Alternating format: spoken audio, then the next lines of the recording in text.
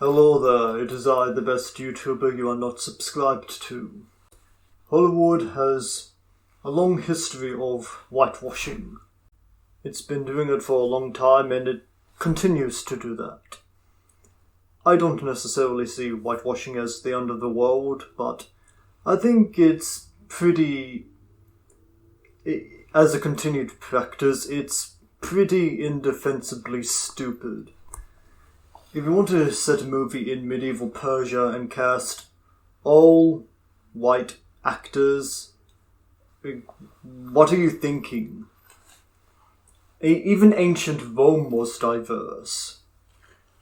And this is not a knock at the, movies like the Ten Commandments. This is one of the foundational movies. It's one of the movies that defined what epic cinema meant. And yes, it's pretty much all the name actors are white, but this was released in 1956. It's a different era, so this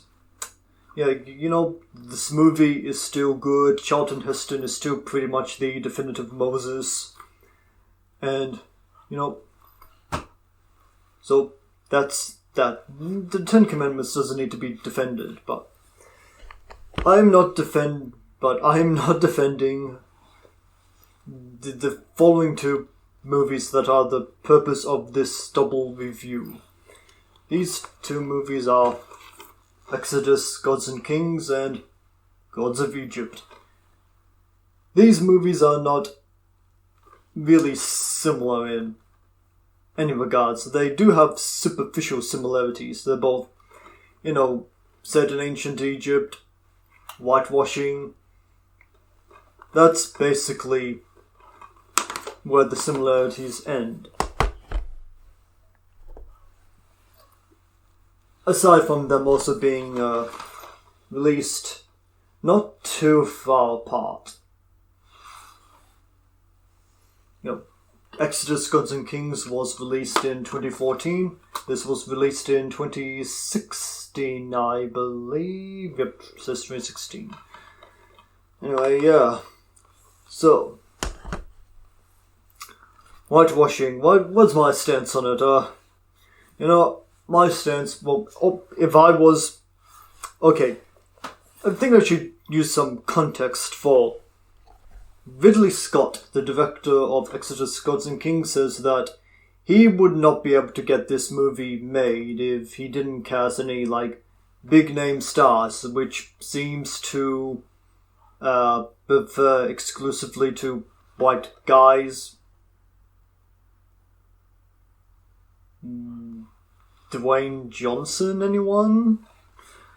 But I'll grant him that. You can't get Exodus, Gods and Kings made without casting any white stars to star in it. That seems to be a continued problem in Hollywood, and, maybe Ridley Scott doesn't deserve to have it thrown at him. And when Gods of Egypt was met with similar accusations of whitewashing, the studio just apologized. We fucked up, sorry, we should have been more mindful of the cultural implications. So yeah, my stance is, I think studios should be allowed to cast whoever they want in their movies, but while they have the right to do that, I also have the right to point out how stupid it is. And, ancient Egypt is also bit of a complex issue in regards to the racial demographics of the time because, modern historians believe that ancient Egypt was a racially diverse society, so, there is that, but come on, basically all of the actors are white guys. Yeah, you have a token actor of color in the roles. In Exodus, Gods and Kings, you have some extras who are people of color. You've got Sir Ben Kingsley, who is like part Indian, I believe. So that's really the bottom of the barrel, and it's rather patronizing as well.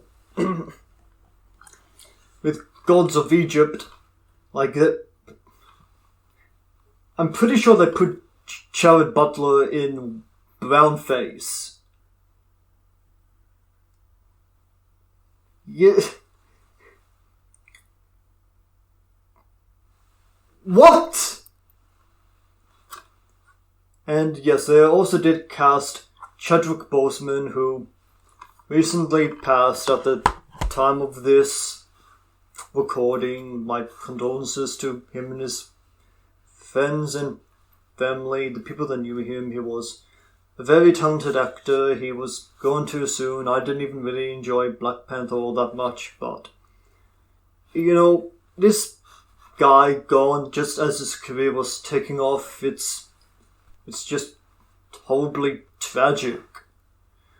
But that's I think I'm just going to focus on reviewing these two movies, or maybe rather breaking down everything that's wrong with them. Okay. One thing that's probably might be a good place to start with Exodus, Gods and Kings is its length. It has a runtime of 2.5 hours. Pretty long by normal standards, but Ten Commandments is like 4 hours long. Can you adapt the same story with 1 hour and another half hour's time removed? Apparently not. This movie is so rushed, the characters so underdeveloped. It's just not very good. And you know what? You can actually tell the story of Exodus in even less time. DreamWorks' The Prince of Egypt told the story of Exodus in 1.5 hours. And Ridley Scott said that his initial work print of Exodus, Gods and Kings ran for 4 hours long. Wow, that means they removed 1.5 hours worth of footage, the same length of time as The Prince of Egypt. So, where does this movie go wrong? Well, even though, in regards to all of the white actors, just because a project is whitewashed into oblivion does not mean that the performances can't be good or the movie itself can't be good despite it. Unfortunately, Gods of Egypt pretty much sucks. And, I can actually see Christian Bale, I can actually see him doing a good job as Moses. But, not in this movie. He, portrays Moses as kind of a skeptic, which is, basically goes nowhere. His brother is Joel Edgerton. He portrays Ramses, and that's doesn't really work. It just looks stupid dressed as, a pharaoh. And there's also John Turturro as, the pharaoh, the father of Ramses and Moses. He does not disappear into the role. I see him dressed as the Pharaoh, and I just see the guy who, showed his ass in Transformers 2, dressed as the Pharaoh. It does not work. Like, so many talented actors are basically wasted in this movie. You've got Sigourney Weaver, great actress, still very attractive at her age, and she's wasted in this movie. She does next to nothing. You could have removed her. Sir Ben Kingsley, he's just kind of there to exposit. He doesn't really do or accomplish anything. So yeah, all of the actors miscast, wasted, could be put to better use during other projects. Let's talk about this movie's portrayal of God. And, I kind of feel like the movie tries to toe the line between, is this really God, or is this just a Moses going crazy? I don't think that really works, because we see plagues, we see the Red Sea part, or rather we see it recede and come back as a tsunami. That sequence was actually rather exciting. But, you can only do so much. And we also see, all the firstborn sons of Egypt die. How can that be explained away? Because I think that, Ridley Scott actually said that he wanted the plagues to seem like something that could occur naturally. Which, why would you want to do that? It's a dumb idea. I mean, I can see this possibly working, but not this way. I think one problem that Exodus Gods and Kings faces is that its director Ridley Scott is an atheist or agnostic. He's gone back and forth on that. So, how can you trust somebody to faithfully and earnestly adapt a story that they probably see as bullshit? I mean, if I was given a chance to direct a movie based on the Book of Exodus, I'd probably say no. You should probably get somebody who's invested in the Bible to direct it. And, movies based on the Bible can be good. Like, The Ten Commandments is good. Prince of Egypt is good. Noah is good. But, I think one of the problems that was facing Exodus, Gods and Kings is that I think the prospect of another Exodus movie was very, very dubious.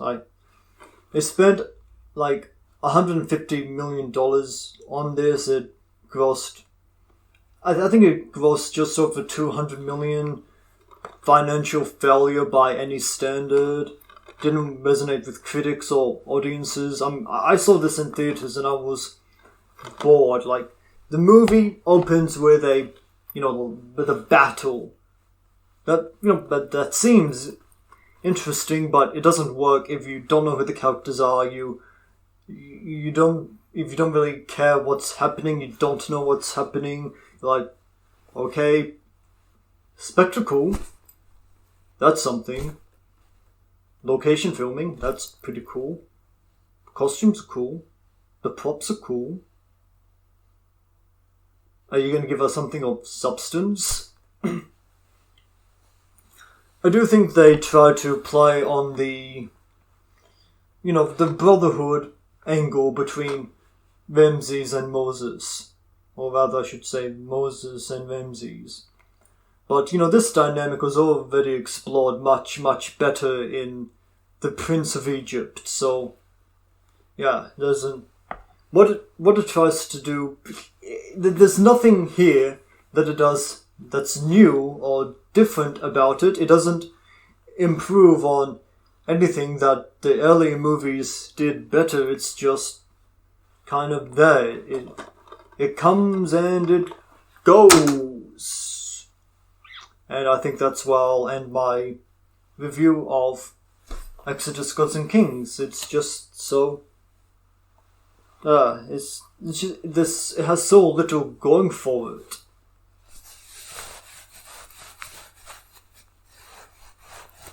And you know what?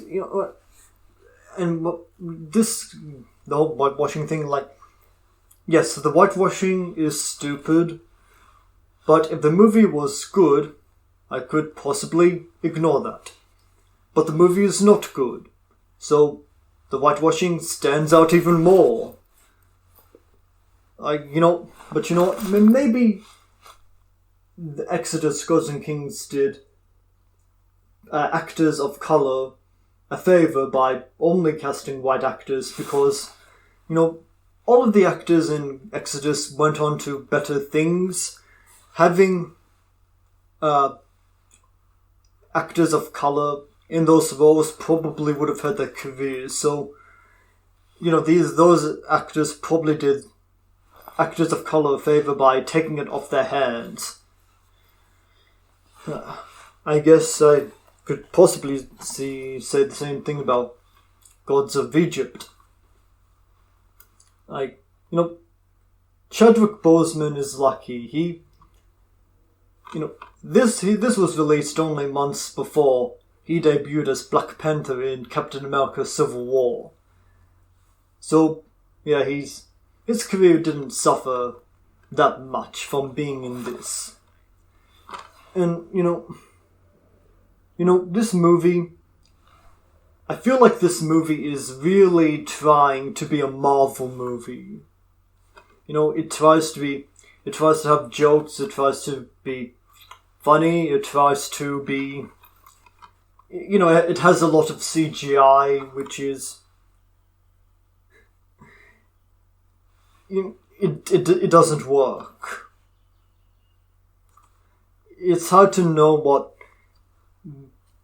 It's hard to say exactly how this formula could have worked, but not this way. I think that it suffers basically because of the story.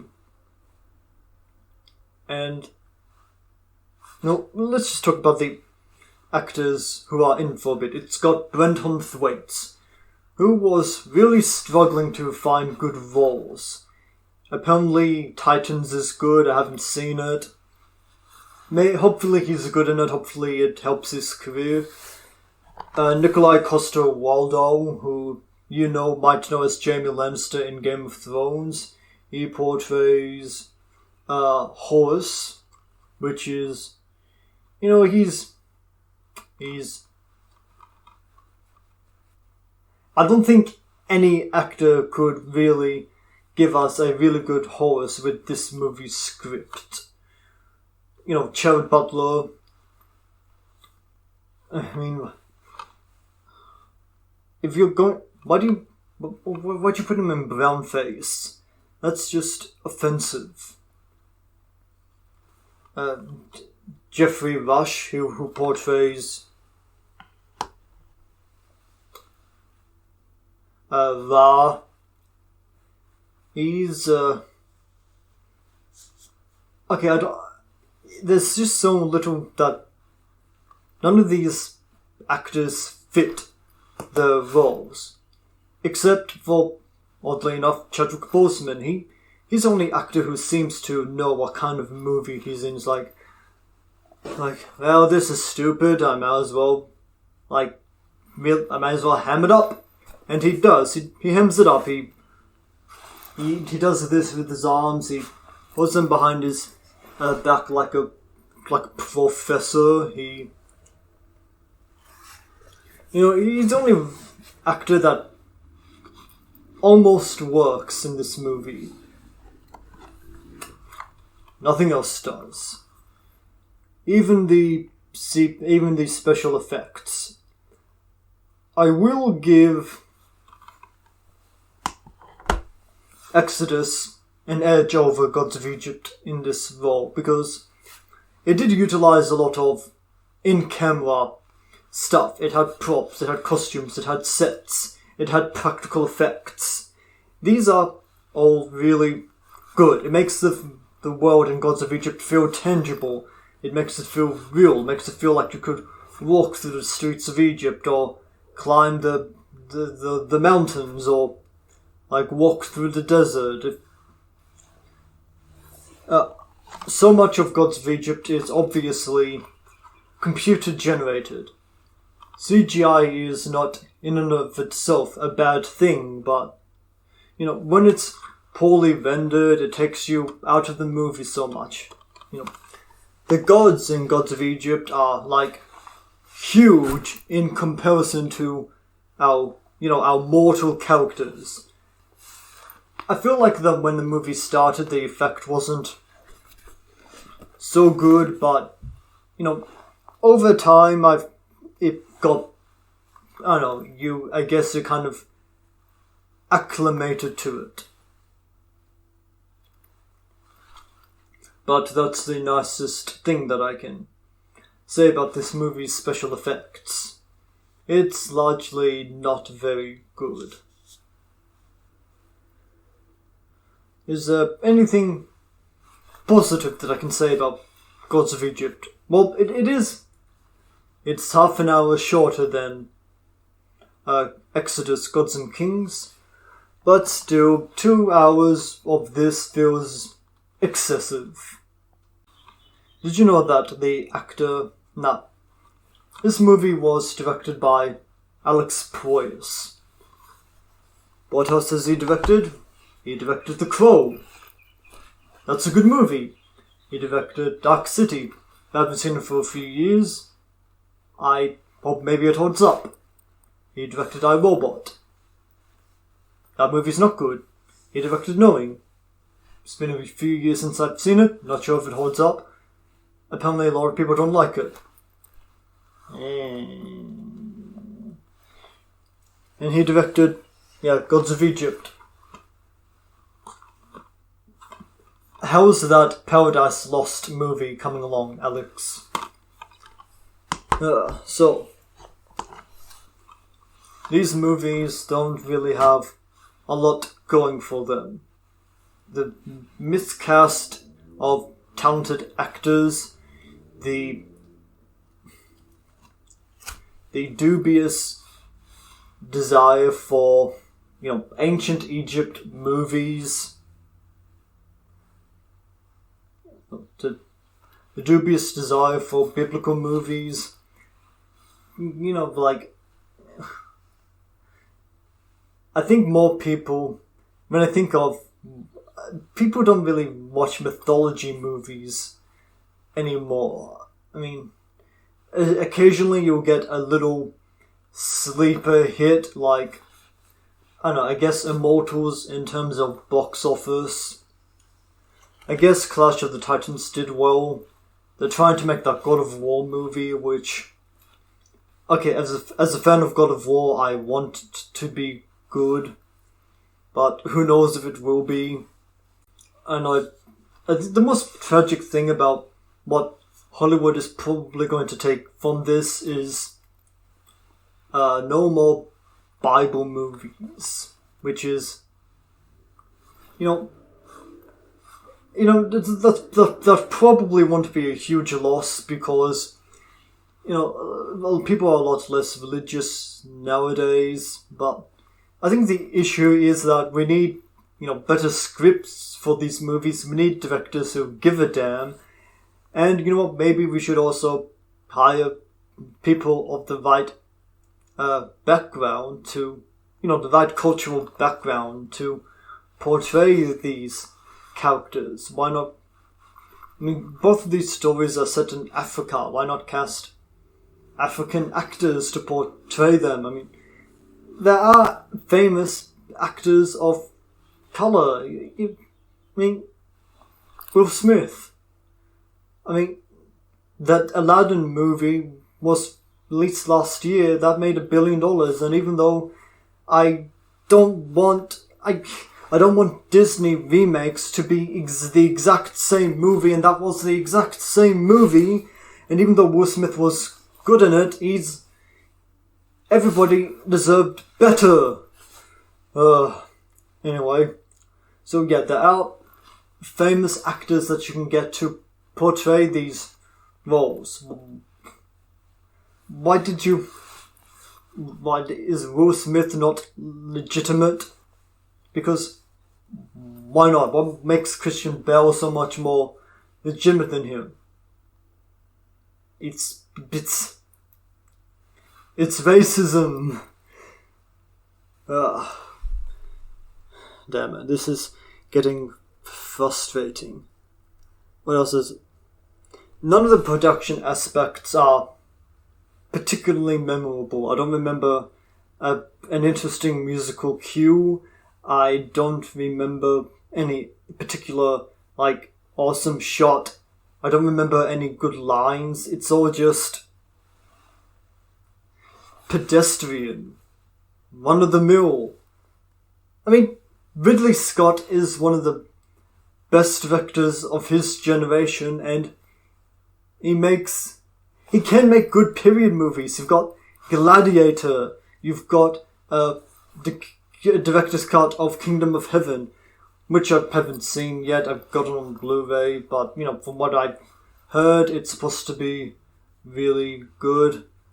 I've seen the theatrical cut of Kingdom of Heaven, which I did not like.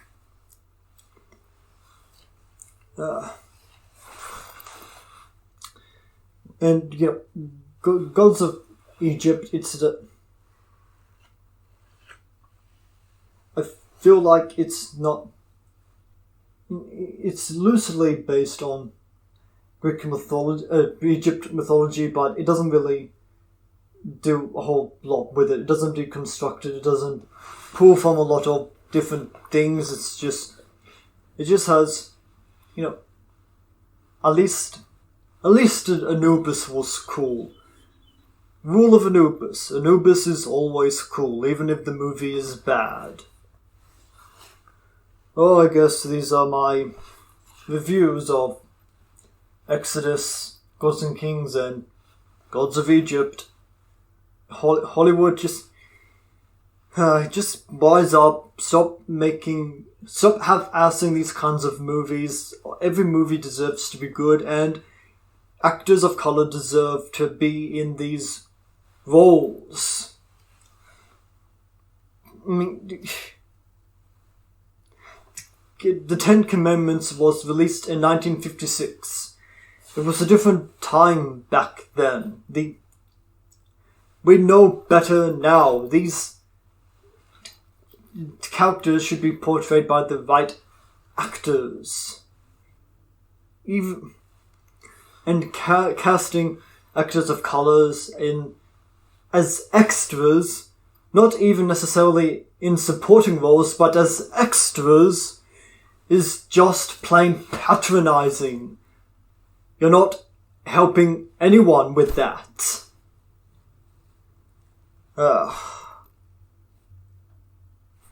Thank you for watching. If you enjoyed this video, if you enjoyed me rambling incoherently in front of a camera dressed as a goth rock star drag queen, please subscribe. And, like the video, share it. I don't know what else to do. Thanks.